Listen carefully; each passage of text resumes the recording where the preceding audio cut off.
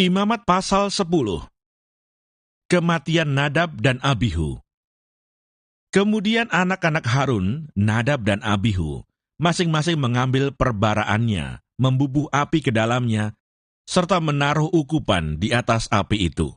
Dengan demikian mereka mempersembahkan ke hadapan Tuhan api yang asing yang tidak diperintahkannya kepada mereka. Maka keluarlah api dari hadapan Tuhan, lalu menghanguskan keduanya, sehingga mati di hadapan Tuhan. Berkatalah Musa kepada Harun, "Inilah yang difirmankan Tuhan, kepada orang yang karib kepadaku, kunyatakan kekudusanku, dan di muka seluruh bangsa itu akan kuperlihatkan kemuliaanku." Dan Harun berdiam diri. Kemudian Musa memanggil Misael dan Elsafan, anak-anak Uziel, paman Harun, lalu berkatalah ia kepada mereka, "Datang kemari, angkatlah saudara-saudaramu ini dari depan tempat kudus keluar perkemahan." Mereka datang dan mengangkat mayat keduanya, masih berpakaian kemeja, keluar perkemahan, seperti yang dikatakan Musa. Kemudian berkatalah Musa kepada Harun dan kepada Eleazar dan Itamar, anak-anak Harun, "Janganlah kamu berkabung dan janganlah kamu berduka cita, supaya jangan kamu mati dan jangan Tuhan memurkai segenap umat ini. Tetapi saudara-saudaramu, yaitu seluruh bangsa Israel, merekalah yang harus menangis karena api yang dinyalakan Tuhan itu. Janganlah kamu pergi dari depan pintu kemah pertemuan, supaya jangan kamu mati, karena minyak urapan Tuhan ada di atasmu." Mereka melakukan sesuai dengan perkataan Musa. Larangan tentang minuman keras bagi imam yang menyelenggarakan kebaktian. Tuhan berfirman kepada Harun, "Janganlah engkau minum anggur atau minuman keras, engkau serta anak-anakmu, bila kamu masuk ke dalam kemah pertemuan, supaya jangan kamu mati. Itulah suatu ketetapan untuk selamanya bagi kamu turun-temurun. Haruslah kamu dapat membedakan antara yang kudus dengan yang tidak kudus, antara yang najis dengan yang tidak najis. Dan haruslah kamu dapat mengajarkan kepada orang Israel segala ketetapan yang telah difirmankan Tuhan kepada mereka dengan perantaraan Musa." Bagian imam dari korban. Kemudian berkatalah Musa kepada Harun dan kepada Eleazar dan Itamar, anak-anak Harun yang tinggal itu, "Ambillah korban sajian yang tinggal dari segala korban api-apian Tuhan, dan makanlah itu sebagai roti yang tidak beragi di samping mezbah, karena itulah bagian maha kudus. Haruslah kamu memakannya di suatu tempat yang kudus, karena itulah ketetapan bagimu dan anak-anakmu dari segala korban api-apian Tuhan, sebab demikianlah diperintahkan kepadaku. Dada persembahan unjukan dan paha persembahan khusus itu haruslah kamu makan di suatu tempat yang tahir. Engkau ini serta anak-anakmu laki-laki dan perempuan, karena semuanya diberikan sebagai ketetapan bagimu dan anak-anakmu dari segala korban keselamatan orang Israel. Paha persembahan khusus dan dada persembahan unjukan itu haruslah dibawa mereka ke tempat segala korban api-apian yang dari lemak itu, supaya dipersembahkan sebagai persembahan unjukan di hadapan Tuhan. Itulah suatu ketetapan untuk selamanya bagimu serta bagi anak-anakmu, seperti yang diperintahkan Tuhan. Kemudian Musa mencari dengan teliti kambing jantan korban penghapus dosa itu, tetapi ternyata kambing itu sudah habis dibakar. Sebab itu dimarahinya lah Eleazar dan Itamar, anak-anak Harun yang tinggal itu, katanya, "Mengapa tidak kamu makan korban penghapus dosa itu di tempat yang kudus? Bukankah itu sesuatu bagian maha kudus, dan Tuhan memberikannya kepadamu, supaya kamu mengangkut kesalahan umat itu dan mengadakan pendamaian bagi mereka di hadapan Tuhan? Lihat, darahnya itu tidak dibawa masuk ke dalam tempat kudus. Bukankah seharusnya kamu memakannya di tempat kudus, seperti yang telah kuperintahkan?" Lalu berkatalah Harun kepada Musa, "Memang benar, pada hari ini mereka telah mempersembahkan korban penghapus dosa dan korban bakaran mereka ke hadapan Tuhan. Tetapi hal-hal seperti tadilah yang kualami. Jikalau pada hari ini aku memakan juga korban penghapus dosa, mungkinkah hal itu disetujui oleh Tuhan?" Ketika Musa mendengar itu, ia menyetujuinya. Imamat pasal 11. Binatang yang haram dan yang tidak haram.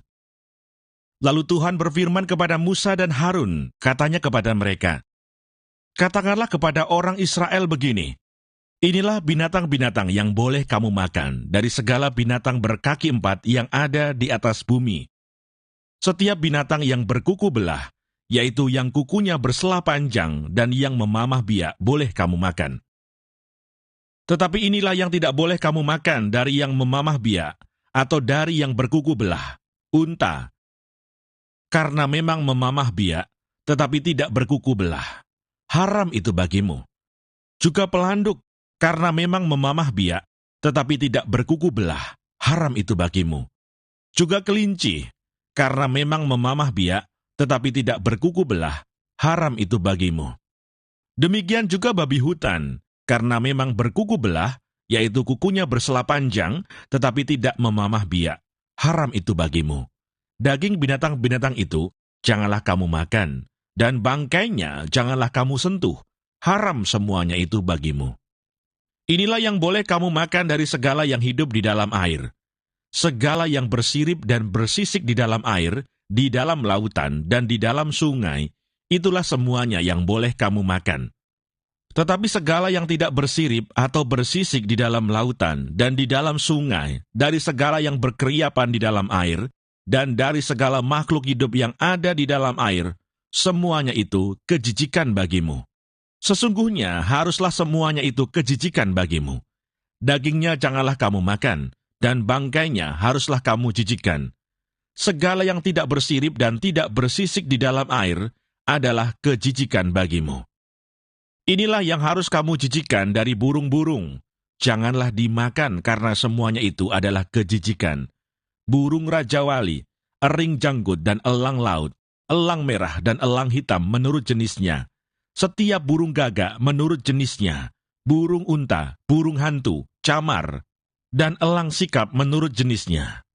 Burung pungguk, burung dendang air, dan burung hantu besar, burung hantu putih, burung undan, burung ering, burung ranggung, bangau menurut jenisnya, meragai dan kelelawar. Segala binatang yang merayap dan bersayap dan berjalan dengan keempat kakinya adalah kejijikan bagimu. Tetapi inilah yang boleh kamu makan dari segala binatang yang merayap dan bersayap dan yang berjalan dengan keempat kakinya, yaitu yang mempunyai paha di sebelah atas kakinya untuk melompat di atas tanah. Inilah yang boleh kamu makan dari antaranya. Belalang-belalang menurut jenisnya, yaitu belalang-belalang gambar menurut jenisnya, belalang-belalang kunyit menurut jenisnya, dan belalang-belalang padi menurut jenisnya. Selainnya, segala binatang yang merayap dan bersayap, dan yang berkaki 4, adalah kejijikan bagimu. Semua yang berikut akan menajiskan kamu. Setiap orang yang kena kepada bangkainya menjadi najis sampai matahari terbenam, dan setiap orang yang ada membawa dari bangkainya haruslah mencuci pakaiannya, dan ia menjadi najis sampai matahari terbenam. yakni segala binatang yang berkuku belah, tetapi tidak bersela panjang, dan yang tidak memamah biak. Haram semuanya itu bagimu, dan setiap orang yang kena kepadanya menjadi najis. Demikian juga segala yang berjalan dengan telapak kakinya di antara segala binatang yang berjalan dengan keempat kakinya, semuanya itu haram bagimu. Setiap orang yang kena kepada bangkainya menjadi najis sampai matahari terbenam. Dan siapa yang membawa bangkainya haruslah mencuci pakaiannya, dan ia menjadi najis sampai matahari terbenam. Haram semuanya itu bagimu. Inilah yang haram bagimu di antara segala binatang yang merayap dan berkeriapan di atas bumi. Tikus buta, tikus, dan katak menurut jenisnya, dan landak, biawak, dan bengkarung, siput dan bunglon. Itulah semuanya yang haram bagimu di antara segala binatang yang mengeriap. Setiap orang yang kena kepada binatang-binatang itu, sesudah binatang-binatang itu mati, menjadi najis sampai matahari terbenam. Dan segala sesuatu menjadi najis kalau seekor yang mati dari binatang-binatang itu jatuh ke atasnya, perkakas kayu apa saja, atau pakaian, atau kulit, atau karung, setiap barang yang dipergunakan untuk sesuatu apapun, haruslah dimasukkan ke dalam air dan menjadi najis sampai matahari terbenam, kemudian menjadi tahir pula. Kalau seekor dari binatang-binatang itu jatuh ke dalam sesuatu belanga tanah, maka segala yang ada di dalamnya menjadi najis, dan belanga itu harus kamu pecahkan. Dalam hal itu, segala makanan yang boleh dimakan, kalau kena air dari belanga itu menjadi najis, dan segala minuman yang boleh diminum dalam belanga seperti itu menjadi najis. Kalau bangkai seekor dari binatang-binatang itu jatuh ke atas sesuatu benda, itu menjadi najis. Pembakaran roti dan anglo haruslah diremukkan, karena semuanya itu najis, dan haruslah najis juga bagimu. Tetapi mata air atau sumur yang memuat air tetap tahir, sedangkan siapa yang kena kepada bangkai binatang-binatang itu menjadi najis. Apabila bangkai seekor dari binatang-binatang itu jatuh ke atas benih apapun yang akan ditaburkan, maka benih itu tetap tahir. Tetapi apabila benih itu telah dibubui air, lalu ke atasnya jatuh bangkai seekor dari binatang-binatang itu, maka najislah benih itu bagimu. Apabila mati salah seekor binatang yang menjadi makanan bagimu, maka siapa yang kena kepada bangkainya menjadi najis sampai matahari terbenam. Dan siapa yang makan dari bangkainya itu, haruslah mencuci pakaiannya, dan ia menjadi najis sampai matahari terbenam. Demikian juga siapa yang membawa bangkainya, haruslah mencuci pakaiannya, dan ia menjadi najis sampai matahari terbenam. Segala binatang yang merayap dan berkeriapan di atas bumi adalah kejijikan, janganlah dimakan. Segala yang merayap dengan perutnya, dan segala yang berjalan dengan keempat kakinya, atau segala yang berkaki banyak, semua yang termasuk binatang yang merayap dan berkeriapan di atas bumi, janganlah kamu makan, karena semuanya itu adalah kejijikan. Janganlah kamu membuat dirimu jijik oleh setiap binatang yang merayap dan berkeriapan, dan janganlah kamu menajiskan dirimu dengan semuanya itu, sehingga kamu menjadi najis karenanya. Sebab akulah Tuhan Allahmu, maka haruslah kamu menguduskan dirimu, dan haruslah kamu kudus, sebab aku ini kudus. Dan janganlah kamu menajiskan dirimu dengan setiap binatang yang mengeriap dan merayap di atas bumi. Sebab akulah Tuhan, yang telah menuntun kamu keluar dari tanah Mesir, supaya menjadi Allahmu. Jadilah kudus, sebab aku ini kudus. Itulah hukum tentang binatang berkaki empat, burung-burung dan segala makhluk hidup yang bergerak di dalam air, dan segala makhluk yang mengeriap di atas bumi, yakni untuk membedakan antara yang najis dengan yang tahir, antara binatang yang boleh dimakan dengan binatang yang tidak boleh dimakan. Imamat pasal 12. Pentahiran sesudah melahirkan anak. Tuhan berfirman kepada Musa demikian, katakanlah kepada orang Israel, apabila seorang perempuan bersalin dan melahirkan anak laki-laki, maka najislah ia selama 7 hari, sama seperti pada hari-hari ia bercemar kain ia najis. Dan pada hari yang ke-8 haruslah dikerat daging kulit katan anak itu.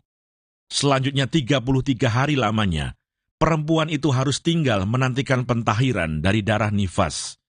Tidak boleh ia kena kepada sesuatu apapun yang kudus, dan tidak boleh ia masuk ke tempat kudus, sampai sudah genap hari-hari pentahirannya.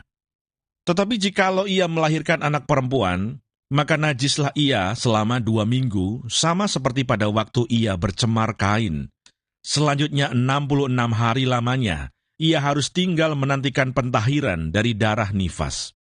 Bila sudah genap hari-hari pentahirannya, maka untuk anak laki-laki atau anak perempuan, haruslah dibawanya seekor domba berumur 1 tahun sebagai korban bakaran, dan seekor anak burung merpati atau burung tekukur sebagai korban penghapus dosa ke pintu kemah pertemuan, dengan menyerahkannya kepada imam.